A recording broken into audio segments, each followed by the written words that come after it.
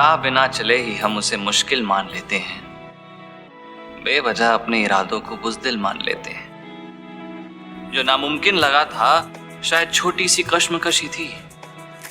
चल फिरे जिंदगी, कुछ नया करने की ठान लेते हैं।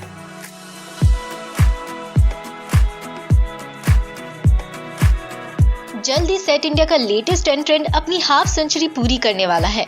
शो भले ही इंडियन रेटिंग्स में कोई कमाल ना दिखा पाया हो, मगर यूके रेटिंग्स में वो अपने शुरुआती हफ्तों में टॉप 5 शोज में डटा रहा।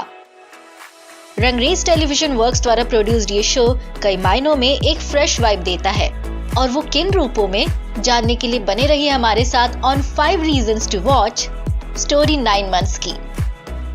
जीने की चाहत फिर जगी और ख्यालों में यूं मीठी खुशबू बसी, जैसे तुम्हारे इश्क में ये जिंदगी कड़वी ना रहे।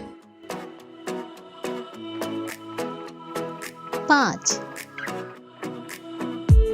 शुरुआत से ही शो ने अपने फ्रेश वाइब को बखूबी दर्शाया। जो एपिसोड्स के लाइट हार्टेड टोन उसकी कलर पैलेट में आप भरपूर महसूस करते हैं। विजुअली शो काफी अपीलिंग है, जहां subtleness of each and every colour एक वार्म और कोजी एम्बियंस क्रिएट करते हैं, जो आपको एक रिलैक्सिंग एहसास देते हैं। शो के सेट्स और इंटीरियर्स एक ब्राइट एंड अर्दी फील देते हैं विद फुल ऑफ पॉजिटिविटी, जहां आप लाइट एंड नेचर को अपने करीब पाते हैं, जो एक रूप से नए जीवन, नई उम्मीदों को दर्शाता है। Finally all this factors add up to the fresh concept of the show, जो सिंगल मदरहुड की आइडिया उसकी सोच को सामने रखता है, बिना उसके सिंपलिस्टिक नेचर को गवाए। मुझे प्यार महसूस करना है, जो एक माँ अपने बच्चे के लिए और एक बच्चा अपने माँ के लिए फील करता है।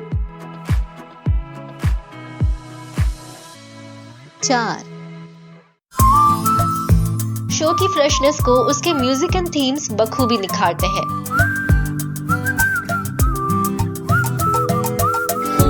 सार्थक नकुल द्वारा रचित ये धुनें एक नया एहसास देती है, एक सूदिंग और रिलैक्सिंग एहसास।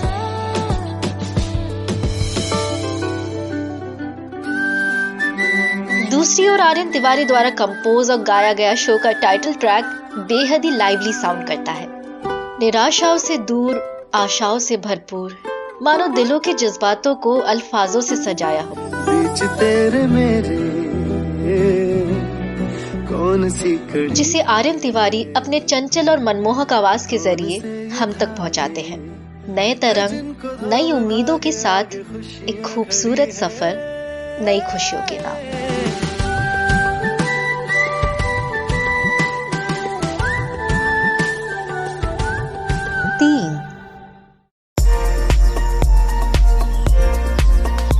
कहानी में किरदार तो कई है, मगर मौके नहीं है जहां वे मजबूती से अपनी मौजूदगी, अपने पक्ष को सामने रख सके। जैसे आलिया के ही दुनिया के किरदार, एक ओवर एम्बिशियस पिता, तुम्हें सिर्फ मेरे साथ एक डील करनी होगी, अपना IVF का आइडिया ड्रॉप कर दो। एक एस्ट्रेंज्ड मदर और एक अनफेथफुल हस्बैंड। मैं बताने वाला था तुमको, बट मैं हमेशा डरता था कि तुम क्या सोचोगी। वो आते हैं, एक सिचुएशन पैदा करते हैं और चले जाते हैं। उनसे रूबरू होने के खास मौके नहीं मिलते।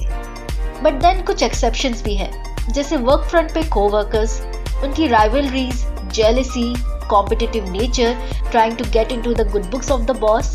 इन ग्रुप ऑफ कैरेक्टर्स को एक्सप्लोर करने के अच्छे मौके मिले, स्पेशली फहीम और परम के कैरेक्टर्स, जो इन सब क्वालिटीज को बखूबी दर्शाते हैं।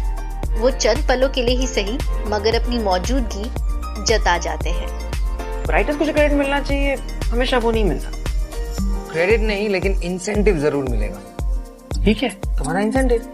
And the final touch Alia की दुनिया की उसकी एक लौती companion and best friend Rabia, जो उसे हर रूप में सपोर्ट करती है, उसे ग्राउंडेड रखती है एंड टफ आलिया की इमोशनल साइड को भी सामने लाती है। जितना तुझे नहीं मिला है ना आलिया, उससे कहीं ज्यादा तूने लोगों को दिया। तू बहुत प्यार और रिस्पेक्ट डिजर्व करती है। और अब बारी है सारंगधर के दुनिया के किरदारों की, जहां बेशक कुछ मजेदार पर्सनालिटीज पाते हैं।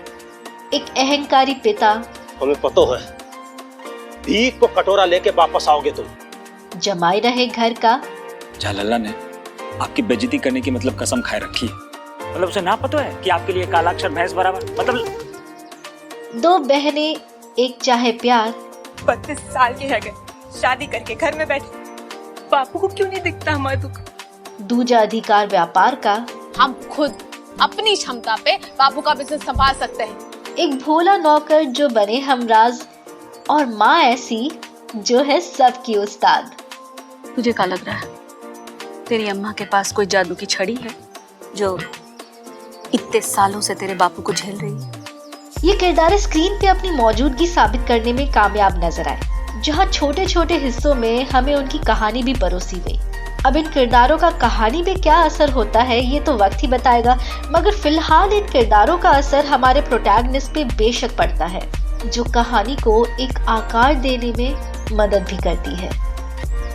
हमारी कला ने हमारी क्रांति को जन्म दिया है। अभी तो जा रहे हैं, लेकिन वापस आएंगे खुद की अपनी पहचान बनाकर। 2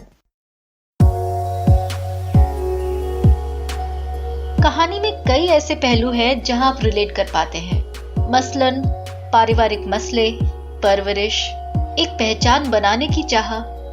जब हम अपनी जगह खुद बनाते हैं तो उसकी कीमत भी खुद ही तय करते हैं। खुद को साबित करने की चाह। जैसा बचपन मेरा था वैसी सेल्फिश और हार्टलेस मॉम नहीं बनना चाहती हूँ मैं। यहाँ कोई अपने भविष्य के जरिए अतीत को चाहे मिटाना, तो कोई आज में अपने कल को चाहे बनाना। कुछ टूटी शादियां और परिवार के नाम तन्हाई, जो बनी शादियां निभाते बस जुदाई। परिवार आधुनिक हो या संयुक्त, सबके मसले वही हैं। कहीं वजह दूरी है तो कहीं रिश्तों को निभाने की मजबूरी है। एक तरह से इस कहानी की जड़ दोनों किरदारों की सोच उनके पारिवारिक अनुभवों से ही जुड़ी हुई है, जो उन्हें उनके मकसद के लिए मोटिवेट करती है, क्योंकि दोनों ही किरदार कुछ साबित करने की चाह रखते हैं और विश्वास खुद पे आपार रखते हैं। जब हम भी हमारे साथ न थे, एक हाथ आपने आगे बढ़ाया, उस हाथ को थामे उम्मीद को बांधे, सब कुछ पीछे छोड़ के चले आए हैं हम नई शुरुआत करने। 1 पल में जज्बातों को दबाना,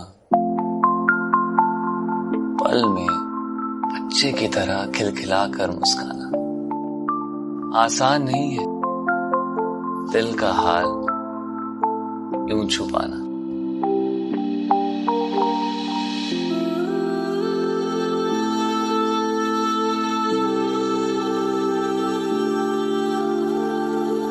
ना दे खुद को तू यूं सजा, बनना चाहता है आपका गुनहगार, आपके मर्ज की तबाह।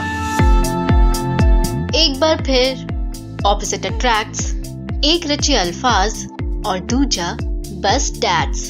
रिसर्च कहता है emotions like sadness and sympathy work करते हैं, और इमोशंस का ही तो बिजनेस करते हैं। We cell emotions. आलिया के रोल में सुकीर्ति एक स्मार्ट और यंग एंटरप्रेन्योर के रूप में नजर आ रही है, जो रिच और हम्बल दोनों ही है। उसके लिए टारगेट्स अचीव करना ही जिंदगी जीना है, और इमोशंस बस एक बिजनेस कॉन्ट्रैक्ट है। वो जिद्दी है, इम्पल्सिव है, कभी कभी अनप्रेडिक्टेबल और कभी कॉम्प्लिकेटेड है।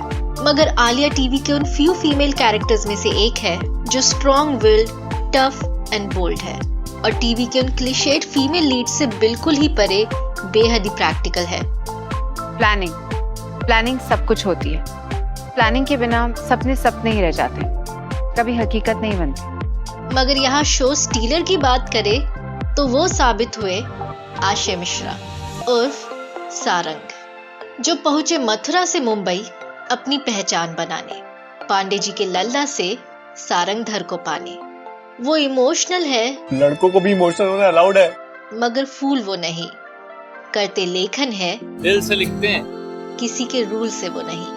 सारंग एक आइडियल पर्सन को परिभाषित करते हैं, जो सही गलत के लिए अपने पिता से भी भिड़ जाता है। उनकी यही क्वालिटीज उनके किरदार को आकर्षक बनाती है, जिसके कारण आप उनसे एक जुड़ाव भी महसूस करते हैं, फिर चाहे वो उनका नरम स्वभाव हो या दिल के जज्बात हो। उनकी मीठी बोली जो उनकी मन की बात हो। वो इंटेलेक्चुअली इंक्लाइंड है, दिल से रिफाइंड है। उनकी पंक्तियों की सरलता में ही छिपी उसकी गहराई है, जो उनकी जुबानी होती और भी शाइन है। काश ये बंद दरवाजा यूं खुल जाए, दिल में दबी बातें सरक कर निकल जाए और फिर उस मोड़ पर मिले जहां से जिंदगी बदल जाए। शो के शुरुआती एपिसोड्स सिंपल येट अपीलिंग रहे, मगर पिछले कुछ हफ्तों से कुछ इनकंसिस्टेंसी भी नजर आई। जैसे चुनिंदा फिल्मी गानों के इस्तेमाल पलों को कतई सराहते नहीं। रिश्ते बनते तो नजर आते हैं, मगर पनपने का एहसास देते नहीं। और कभी कभी कहानी वो रफ्तार पकड़ती है कि बस एक ठहराव की कमी खलती। इन सब के बावजूद भी शो के कुछ अपीलिंग नेचर अभी भी बरकरार है, जैसे खूबसूरत पिक्चराइजेशन, गुदगुदाते धुन, चुनिंदा किरदारों की सच्चाई और कुछ हंसी की बूंद, और सोसाइटी के न्यू नॉर्म्स को पेश करती एक गूंज। अगर बिना प्यार के शादी हो सकती है, तो बिना पति के बच्चा क्यों नहीं हो सकता? मैंने डिसाइड किया है कि मैं माँ बनना चाहती हूँ, सिंगल मदर। अब आने वाले एपिसोड्स क्या रंग बिखेरते हैं, ये तो वक्त ही बताएगा। पर अगर आपकी पसंद है कुछ fresh concept stories with some प्यार, war and not those typical TV किरदार, देन देखना ना भूले स्टोरी 9 मंथ्स की, हर सोमवार से शुक्रवार रात 10 बजे सेट इंडिया और सोनी लिव पे। बदला वक्त, बदले रिश्ते, सब कुछ खोकर भी जीते हैं हम बस उम्मीद के सहारे। तो फिलहाल के लिए ये था हमारा टेक, और आप बताना ना भूले हमें अपना take on 5 reasons you love to watch story 9 months की। सारंगर, मुझे तुमसे एक इम्पोर्टेंट बात करनी है।